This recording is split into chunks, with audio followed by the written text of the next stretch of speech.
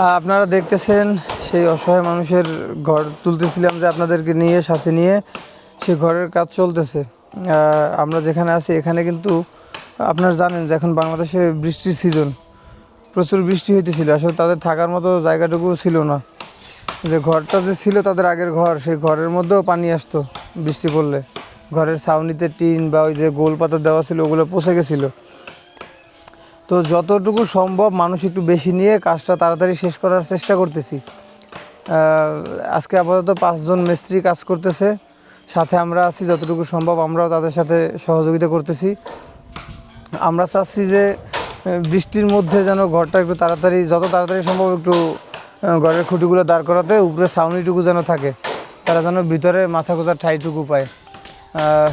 ঘর ভাঙার পরে ভিতরে যতটুকু জায়গা ছিল তারা যে থাকতো, ভিতরে পানি আসতো আপনারা জানেন, তারপরে তো থাকার জায়গা ছিল। এখন তো ঘরটা ভেঙে সেখানে ঘর করতেছি আবার। তো পাশে হলো ওই যে কাগজ দিয়ে তাদের জন্য আপাতত একটু থাকার জায়গা করে দিছি। ওই কাগজ দিয়ে ওখানে থাকার জায়গা করে দিছি, ওখানে আপাতত রাত কাটাইতেছে।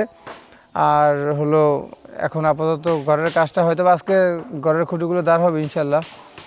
আর কালকে দেখি, কালকেও 5 জনের মতো লোক নেওয়ার চেষ্টা করব, যত তাড়াতাড়ি সম্ভব আর কি, দ্রুত গতিতে ঘরটার কাজটা শেষ করার চেষ্টা করব আমরা, যাতে করে তাদের বৃষ্টি হলে যেন বৃষ্টির পানিটা আর মাথায় না লাগে, কিংবা মাথা গোঁজার ঠাইটুকু যেন হয়, সেই চেষ্টাই আমরা করতেছি।